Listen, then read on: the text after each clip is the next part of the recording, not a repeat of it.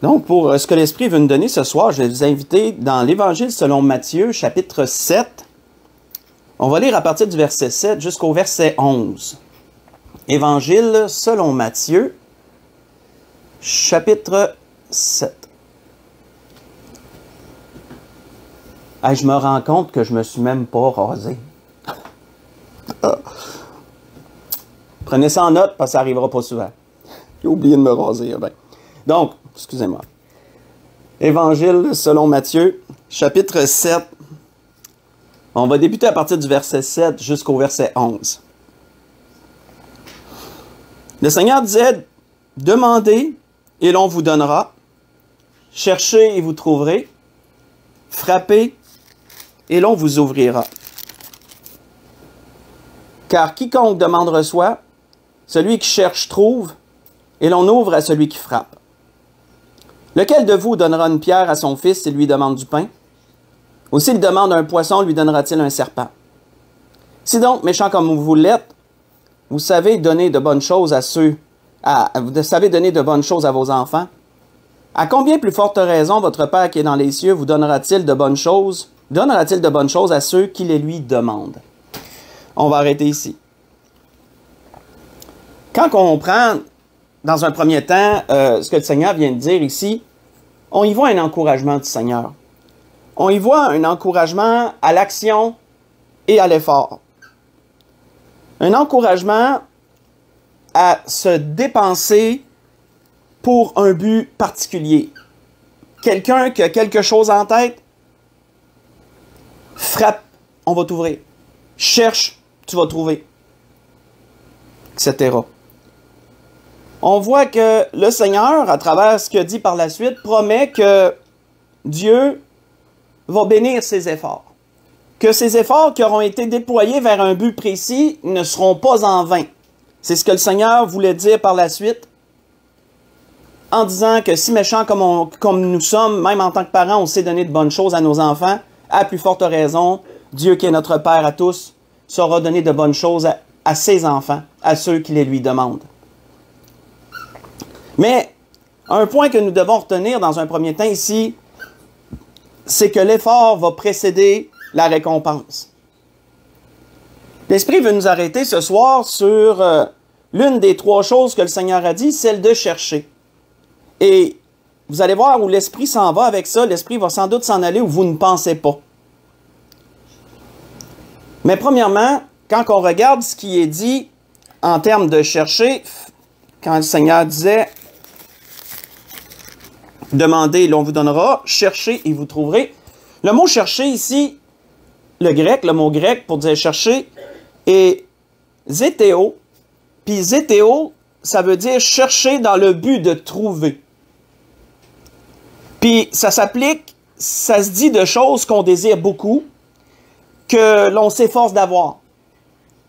Donc, on voit que peut-être que la description nous semble banale de dire, ben oui, mais normalement, quand on cherche, c'est effectivement dans le but de trouver, donc la description ne dit pas grand-chose. Non, frères et sœurs. Quand la description dit chercher dans le but de trouver, et que ça se dit, zétéo, se dit dans le contexte où quelqu'un désire ardemment une chose, qui va s'efforcer de l'avoir, on voit que ça implique tout un effort. Ça implique un travail. Ça implique qu'une personne ne se ménagera pas dans cette quête, dans cette vue qu'elle a, dans ce qu'elle recherche. Elle ne se fatiguera pas, elle ne se lassera pas, elle ne se ménagera pas jusqu'à ce qu'elle l'ait trouvé. Donc, on voit que la pensée n'est pas seulement chercher passivement, que si tu ne le trouves pas, ben tu vas vivre sans, c'est correct. Non, c'est dans le sens où tu as un ardent désir de l'avoir, tu t'imagines pas ne pas trouver la chose en question. On voit que on connaît bien des paraboles que le Seigneur a mentionnées et qui en parlent de ça. On voit que, si vous voulez les lire durant la semaine, dans Luc chapitre 15, on voit celle du verset 3 au verset 7, qui est la parabole de la brebis perdue. On n'ira pas lire ces choses, vous connaissez bien, pour ceux qui parcourent régulièrement les Écritures, Vous connaissez bien cette parabole du Seigneur où on voit que cet homme a laissé toutes ses brebis pour aller chercher celle qui s'était égarée. Et quand il l'a cherché, il ne l'a pas cherché passivement, il l'a cherché avec beaucoup d'efforts et sans ménagement jusqu'à ce qu'il la trouve. Donc, il a cherché dans le sens zétéo, dans le sens que le Seigneur avait employé ce mot ici. Et également, dans Luc 15, mais la parabole d'Abré, versets 8 à 10, qu'on parle qui est la drachme perdue, la pièce de monnaie perdue par la femme, c'est dans le même sens.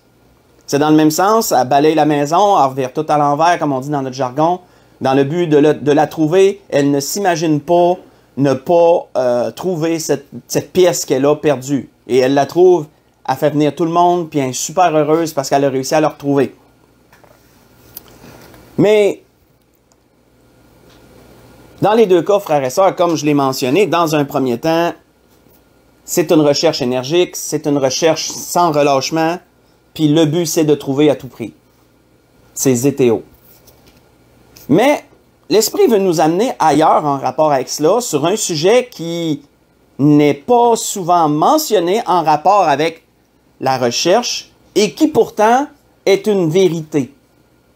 Et pour ça, c'est l'apôtre Paul qui la mentionne. On va aller dans les Actes, si vous voulez continuer à suivre avec moi, dans les Actes au chapitre 17.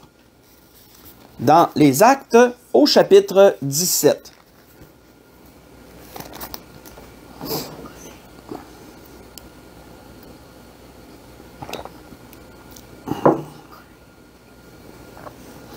Dans les Actes au chapitre 17, on va se transporter dans une situation où l'apôtre Paul a rendu un grand témoignage à des gens athées, et on peut faire un beau jeu de mots, avec les Athéniens. Je crois d'ailleurs que le terme athée vient du terme athénien, qui croyait un peu à n'importe quoi et à rien du tout. Hein, quand on regarde toute l'idolâtrie des Athéniens, tout un panthéon de divinités inventées, et un folklore transmis de génération en génération sur lequel ils basaient leurs croyances. Et on sait que l'apôtre Paul a voulu les amener à Christ, a voulu présenter Christ au milieu de tout ce brouhaha d'idolâtrie. Et on sait qu'il l'a fait habilement à travers un lieu d'adoration qui était dédié à un Dieu inconnu. Parce qu'ils allaient jusque-là, les Athéniens, au cas où qu'il y en ait un qu'on ne connaisse pas, ben on y dédie un hôtel, on y dédie un lieu, on y dédie un lieu, mais on ne sait pas c'est qui. Mais l'apôtre Paul a saisi la balle au bon, habilement et sagement à travers ces choses pour leur présenter Christ. On voit qu'il nous est dit à partir du verset 24 des Actes chapitre 17, excusez-moi, à partir du verset 24, Actes chapitre 17, on voit qu'il nous est dit, l'apôtre Paul dit, « Le Dieu qui a fait le monde et tout ce qui s'y trouve, étant le Seigneur du ciel et de la terre, n'habite point dans des temples faits de mains d'hommes. Il n'est point servi par des mains humaines, comme s'il avait besoin de quoi que ce soit, lui qui donne à tous la vie, la respiration et toutes choses. » Il introduit le Dieu qu'il sert comme ça, Paul. Ensuite, il continue en disant, « Il a fait que tous les hommes sortis d'un seul sang, référant à Adam et Ève, habitent sur toute la surface de la terre, ayant déterminé la durée des temps et les bornes de leur demeure. Il a voulu qu'ils cherchent le Seigneur, notez l'idée de rechercher, zétéo, hein, l'idée de rechercher, et qu'ils s'efforcent de le trouver en tâtonnant, bien qu'il ne soit pas loin de chacun de nous. » On va arrêter ici, puis on va vraiment s'arrêter sur le dernier verset qu'on vient de lire. Qu'il s'efforce de le chercher, l'apôtre Paul disait, en tâtonnant. L'Esprit veut nous arrêter sur ça ce soir. Le chercher en tâtonnant. Qu'est-ce que ça veut dire, ça?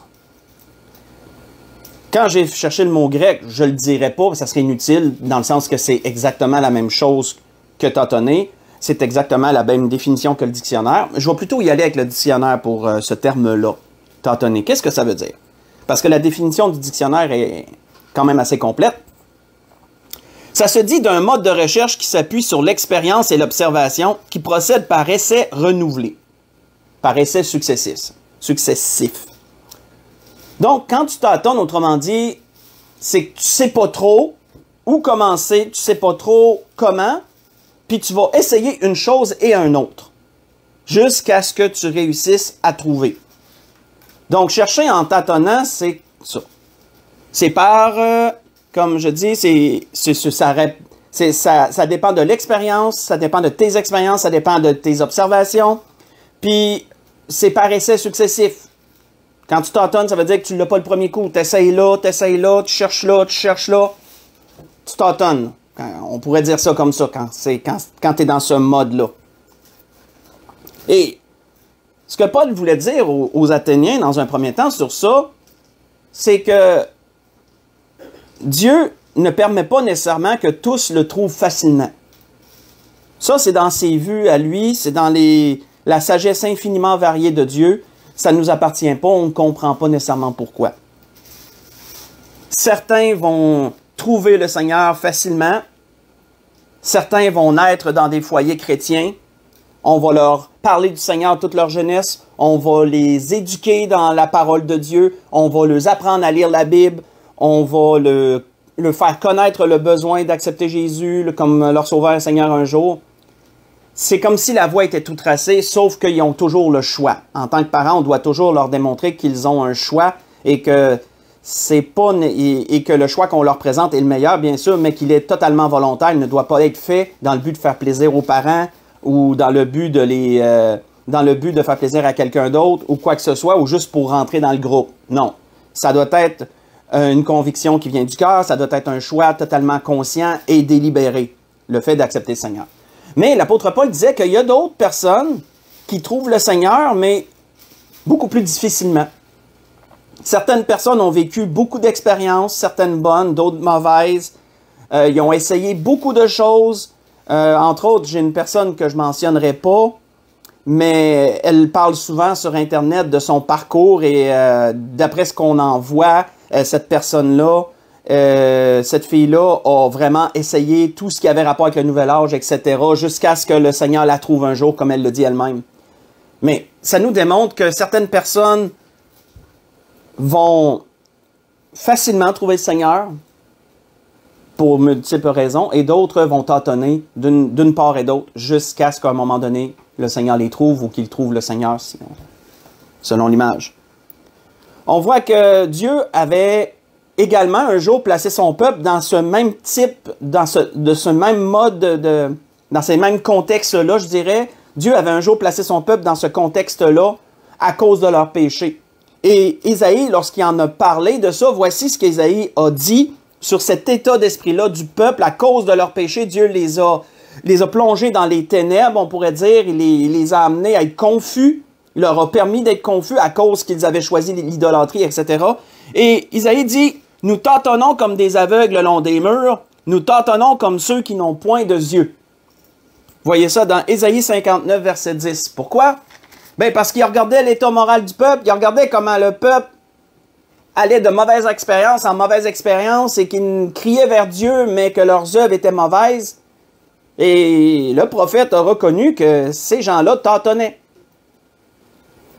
Qu'ils n'étaient pas en ligne droite, ils n'allaient pas en ligne droite vers Dieu. C'était son propre peuple en plus. Dieu les avait plongés dans cet état-là. Parce qu'ils avaient couru après cet état-là, on pourrait dire.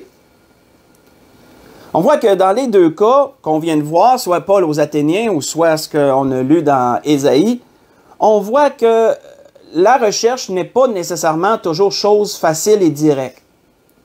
La recherche implique parfois beaucoup de difficultés, elle implique des échecs, elle implique du temps perdu, elle implique des moyens dépensés, etc., etc. Et comme je l'ai mentionné, pour revenir à l'exemple du salut, c'est un très bon exemple. Moi, j'ai été élevé dans un foyer chrétien.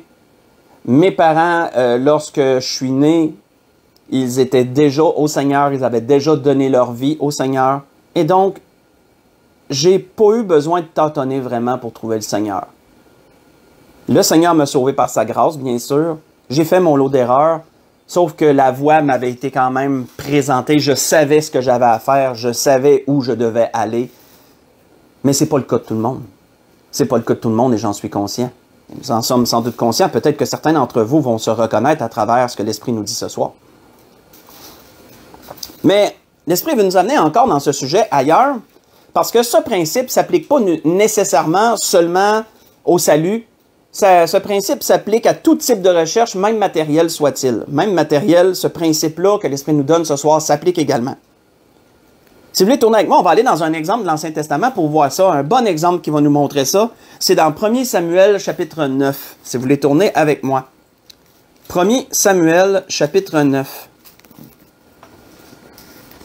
Un bon exemple de ce sujet que l'Esprit nous donne ce soir, que la recherche se fait parfois en tâtonnant, par essais successifs. Et que ça peut s'appliquer aux choses matérielles de cette vie, ça. On l'a peut-être déjà vécu. Probablement même. Que c'est pas nécessairement toujours facile et direct et instantané. Parfois, ça nécessite beaucoup de temps, beaucoup d'échecs, beaucoup de déceptions, beaucoup d'efforts, etc., etc., pour atteindre le but fixé, pour trouver ce qu'on cherche.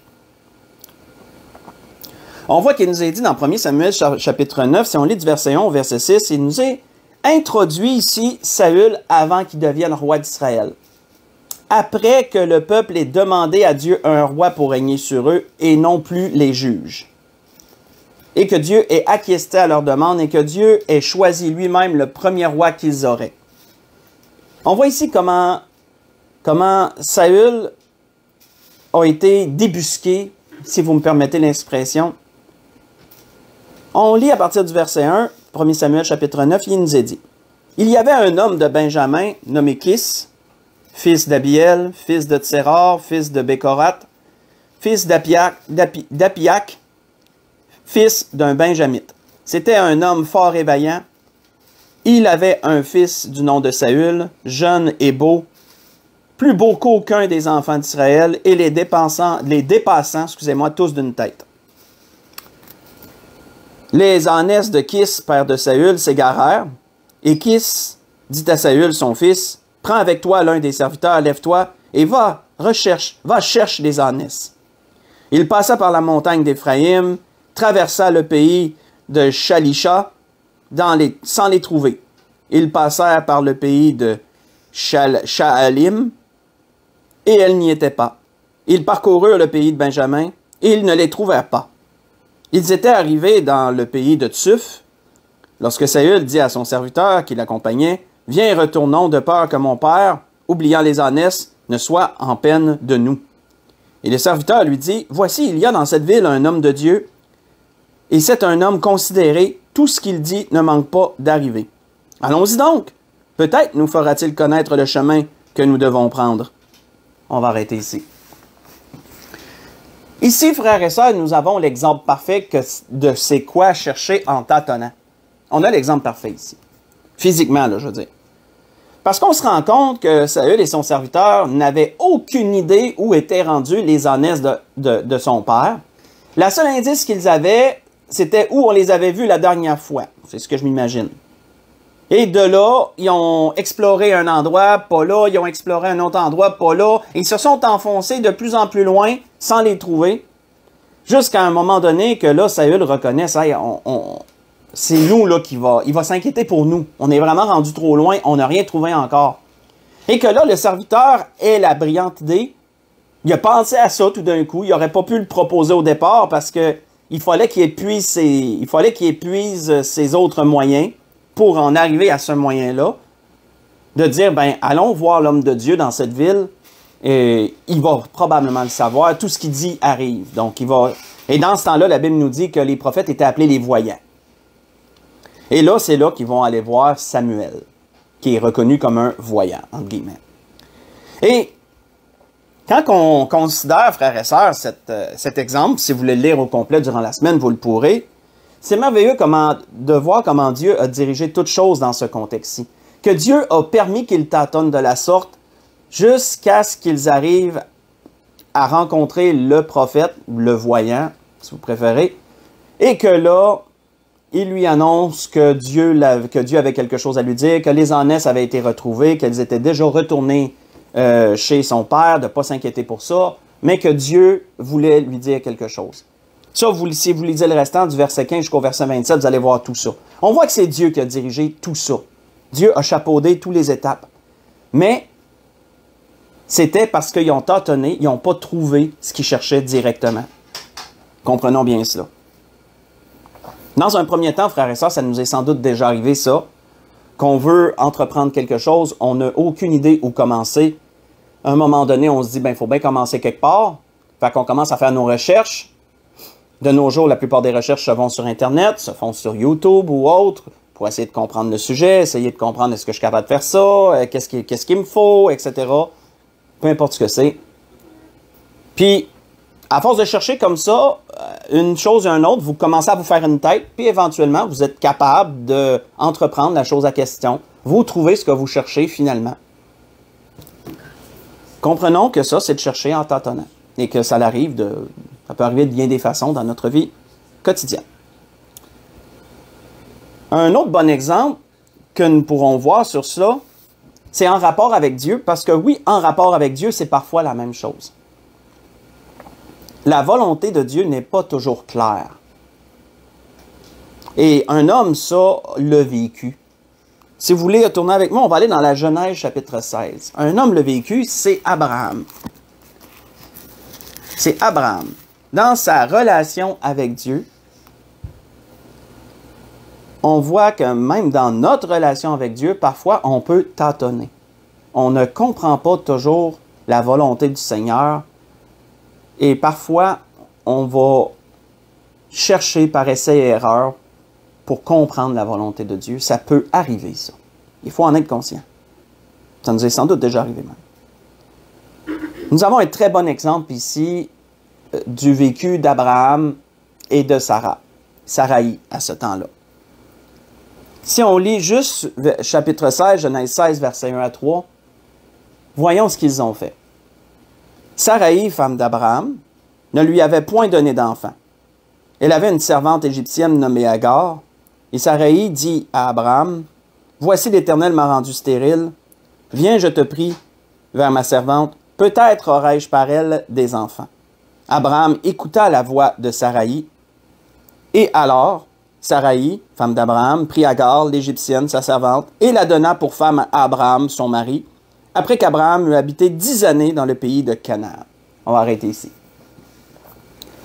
Vous savez que Dieu avait fait une promesse à Abraham et Saraï. Dieu leur avait fait la promesse d'une postérité nombreuse comme les étoiles du ciel. Ça faisait 10 ans que Dieu avait fait cette promesse-là ici. Ça faisait 10 ans que Dieu s'était montré à Abraham, s'était présenté à lui, qui lui avait dit de quitter son pays, sa patrie, etc., d'aller dans le territoire qu'il lui dirait, et qu'il bénirait sa postérité, etc., etc. Abraham crut à Dieu, que la Bible nous dit. Abraham a eu foi en Dieu. Et Dieu lui a imputé la justice. C'est ce qui est écrit. Mais 10 ans après, aucun signe de la promesse, aucune réponse. Rien qui arrive encore, après 10 ans. Je crois qu'on en conviendra qu'on pourrait tous se demander, est-ce que j'ai quelque chose à faire pour que la promesse s'accomplisse? Mais c'est ce qu'ils se sont dit. Saraï a présenté à Abraham une alternative. Elle a dit, ben, ma servante, elle est incapable d'avoir des enfants. C'est peut-être à travers elle que la promesse de Dieu va s'exaucer, va s'exécuter, qu'elle va s'accomplir. Et Abraham, ne sachant pas plus que Saraï quoi faire par rapport à ça, a accédé à la demande de Saraï, à sa proposition. Et il a marié une deuxième femme. Et il a eu un enfant avec Agar. Frères et sœurs, on peut voir que ce qu'ils ont fait ici, c'est de tâtonner, frères et sœurs. Ils ne savaient pas si c'était la volonté de Dieu, mais ils ont fait une tentative. Pourquoi? Parce qu'ils ont pensé que ça serait peut-être comme ça que la promesse s'accomplirait. Puis, comment qu'on peut dire qu'Abraham et Saraï ont pensé que ça serait comme ça? Bien, c'est de la façon qu'ils ont appelé leur fils, le fils d'Agar. C'est de la façon qu'ils l'ont appelé. Ils l'ont appelé Ismaël. Savez-vous ce que ça veut dire, Ismaël? Ismaël, ça veut dire Dieu entend. C'est ça que ça veut dire, Ismaël. Et donc, on peut voir que si Abraham et Saraï ont appelé, ils ont appelé le fils Ismaël, c'est parce qu'ils ont cru que Dieu avait entendu leur prière et que là, la réponse, la promesse de Dieu s'accomplissait. Mais on ne sut quoi par la suite? Que ça n'était pas le cas. Elle ne s'était pas accomplie. C'était une tentative qui n'était pas la promesse de Dieu. Ce n'était pas la réponse de Dieu, ça. On voit deux choses qui nous le démontrent. Si vous voulez le lire pendant la semaine, premièrement, dans le chapitre 17, verset 15-16, Dieu lui dit clairement que non, c'est une postérité qui va venir de Saraï, ta femme. Donc, pas d'un autre. Donc, Dieu lui pointe clairement, premièrement, que non, c'est pas ça. C'est pas la réponse. Puis, deuxièmement, ben, on le voit à travers ce qui est arrivé par la suite. Parce qu'une fois que Saraï a eu son fils, ben, on voit que la jalousie et la zizanie a pogné, excusez de le dire comme ça, a pogné dans la famille, a pogné dans le groupe. Et qu'en bout de ligne, Saraï, elle a dit à Abraham, ben là, tu vas renvoyer cette femme-là avec son fils, il n'héritera pas avec mon fils. Puis Abraham, ça lui a fait pas mal de peine, mais Dieu lui a dit, écoute ta femme, c'est ça que je veux que tu fasses aussi. Je vais m'occuper d'Agar et d'Ismaël, je vais m'occuper d'eux autres. Mais toi, tu dois les renvoyer. Et donc, Abraham a dû les renvoyer. Pourquoi? Parce que la situation devenait intenable dans le foyer. Ça ne s'accordait plus, tout ce beau monde-là, autrement dit. Donc, on peut voir que ces deux choses, que Dieu lui dise clairement, non, c'est pas comme ça, c'est pas la réponse, que c'est pas la réponse à ma promesse, c'est pas l'exaucement, et qu'en plus, qu'ils doivent renvoyer Agar, mais on voit que c'est une tentative qui a échoué. C'est une tentative qui n'était pas la bonne. Mais ils ont essayé quelque chose, frère et sœurs. Ils ont tâtonné. Quand on comprend ce que l'Esprit nous dit ce soir, ils ont tâtonné, on pourrait le dire. Et ce qui est intéressant, frères et sœurs, c'est qu'est-ce qui a été commenté par la suite en rapport avec ce qu'Abraham a fait? Est-ce que ça a été considéré comme un manque de foi, ce qu'Abraham a fait et Saraï? Est-ce que ça a été considéré d'une mauvaise vue quand ça a été commenté par la suite, ce qu'Abraham a fait? Fait qu'on pourrait se dire, hey, c'est grave, il est fautif sur toute la ligne, puis c'est ça, on pourrait vraiment être dur envers Abraham et Saraï. Mais qu'est-ce que un prophète, entre autres, Malachi, a dit sur ça? Faites juste écouter. Qu'est-ce que Malachi lui a dit en parlant au peuple d'Israël, en parlant au peuple à propos, puis il a utilisé l'exemple d'Abraham? Malachi a dit ceci. Vous dites pourquoi? Pourquoi Dieu ne nous répond pas? Pourquoi Dieu ne nous bénit pas? Etc. Parce que l'Éternel a été témoin entre toi et la femme de ta jeunesse à laquelle tu es infidèle. Bien qu'elle soit ta compagne et la femme de ton alliance. Dieu dit à son peuple, vous m'êtes infidèle. Vous êtes une femme infidèle. Vous avez été vers des amants, vers d'autres hommes. Dieu utilise cette image-là, il l'a utilisée souvent, à propos du peuple d'Israël. On voit qu'il dit par la suite, le prophète, nul ne fait cela avec un reste de bon sens. Un seul l'a fait. Et pourquoi? Là, il parlait d'Abraham. Un seul l'a fait. Et pourquoi? Parce qu'il cherchait la postérité que Dieu lui avait promise. Prenez donc garde en votre esprit et qu'aucun ne soit infidèle à la femme de sa jeunesse. J'ai lu dans Malachie chapitre 2, j'ai lu le verset 14 et le verset 15. Le prophète commente cette situation-là en disant que oui, Abraham a été infidèle à la femme de sa jeunesse, dans le sens qu'il s'est marié avec une autre femme, il n'y a pas eu seulement une femme. Mais pourquoi qu'il l'avait fait? Parce qu'il cherchait la postérité que Dieu lui avait promise. Il voulait l'exaucement de la promesse tellement qu'il a été jusque-là parce qu'il croyait que ça serait de cette façon-là. On voit que ça n'a même pas été perçu négativement, ça, frères et sœurs, ce qui est arrivé. Puis même, on va aller encore plus loin. Comme je le disais tantôt, est-ce que ça a été considéré comme un manque de foi? Absolument pas. Absolument pas. Si vous voulez tourner avec moi dans Romains chapitre 4, allons voir comment ça a été commenté, ce que Abraham et Saraï ont fait. Comment ça a été commenté? L'apôtre Paul en parle dans Romains chapitre 4.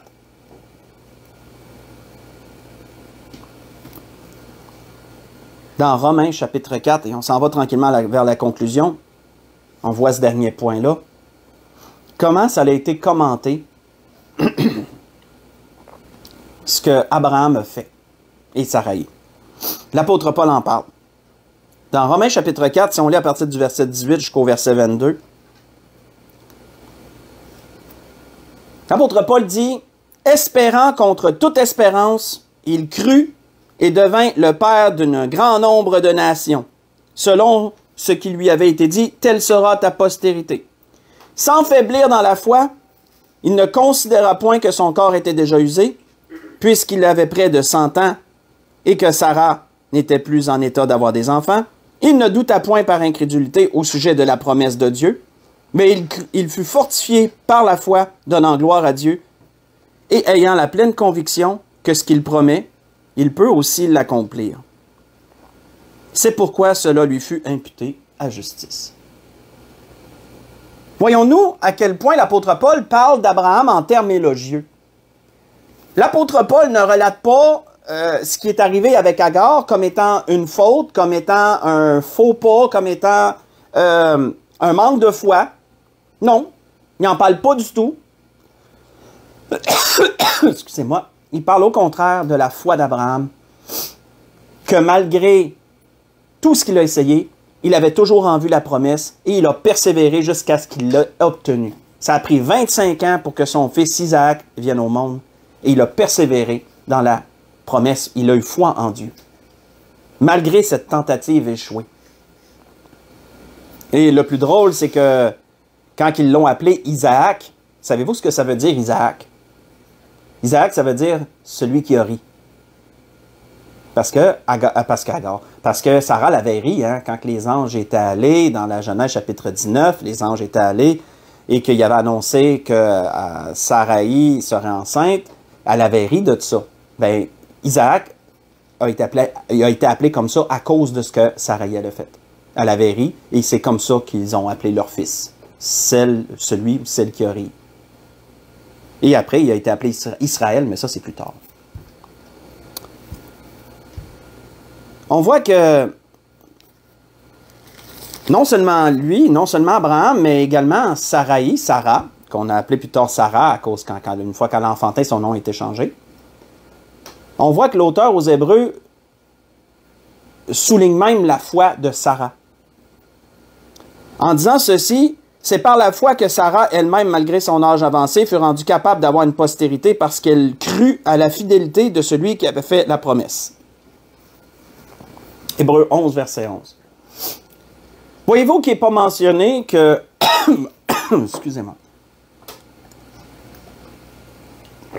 Voyez-vous qu'il n'est pas mentionné, ben, elle a fait une tentative avec sa servante qui a échoué. Non, il ne nous a rien dit de ça, il nous a parlé de sa foi. Donc, frères et sœurs, il y a toute une instruction à tirer de tout ça. C'est que oui, parfois dans notre vie spirituelle, dans notre relation avec Dieu, tout n'est pas toujours clair. Et que parfois, pour comprendre la volonté de Dieu, on va tâtonner. On ne la comprendra pas toujours clairement, sur un point ou sur un autre. Parfois, oui. Parfois, c'est facile. Parfois, on comprend clairement ce qu'on a à faire, ce qu'on a à comprendre, etc. Mais d'autres fois, on procède par échec et erreur pour comprendre, pour en venir à comprendre. Dieu nous guide à travers ça. Et je trouve que ce que l'Esprit nous dit ce soir rejoint bien le message de dimanche passé en parlant des échecs qui sont transformés en succès. Ça se rejoint bien. On pourrait dire que le message de ce soir est quasiment un complément à ce qui a été dit dimanche passé. Je trouve personnellement. Et c'était ça que l'Esprit voulait nous dire ce soir. Comme vous le voyez, le Seigneur nous a amenés ce soir dans un sujet que, oui, on a déjà vu, celui de chercher, cherchez et vous trouverez, mais on a bifurqué par l'Esprit dans quelque chose qu'on n'entend pas souvent parler, c'est que les recherches ne sont pas toujours directes, ne sont pas toujours faciles. Parfois, on doit tâtonner pour trouver. Ça va survenir dans toutes sortes de situations, autant physiquement, matériellement que spirituellement. Dans toutes les sphères de notre vie, ce principe peut s'appliquer. Et l'Esprit voulait nous rappeler ça ce soir. Il voulait nous mettre ça en lumière. Pour conclure, on pourra aller dans Luc chapitre 11. Allons voir ce que le Seigneur disait là, dans l'Évangile selon Luc au chapitre 11. On va conclure ce que l'Esprit a voulu nous dire ce soir là. sur ce sujet, qui est de chercher parfois en tâtonnant. Dans Luc chapitre 11, si on lit à partir du verset 9, on reprend un peu ce qu'on a lu dans Matthieu, mais selon ce que Luc nous répertorie. « Et moi je vous dis, selon les paroles du Seigneur, demandez, l'on vous donnera. Cherchez, vous trouverez. Frappez, l'on vous ouvrira. Car quiconque demande reçoit. Celui qui cherche trouve. Et on ouvre à celui qui frappe. Quel est parmi vous le père qui donnera une pierre à son fils et lui demande du pain? Ou s'il demande un poisson, lui donnera-t-il un serpent au lieu d'un poisson? Ou s'il demande un œuf, lui donnera-t-il un scorpion? Si donc, méchant comme vous l'êtes, vous savez donner de bonnes choses à vos enfants, à combien plus forte raison le Père Céleste donnera-t-il le Saint-Esprit à ceux qui le lui demandent? On va arrêter ici. Gardons donc, frères et sœurs, à l'esprit cette réalité, cette vérité. Chercher pour trouver peut demander certains sacrifices. Zétéo, là, peut demander certains sacrifices. Parfois peu, parfois plus. Et ce n'est pas toujours quelque chose de facilement accessible. Parfois, on doit tâtonner comme un aveugle pour réussir à trouver.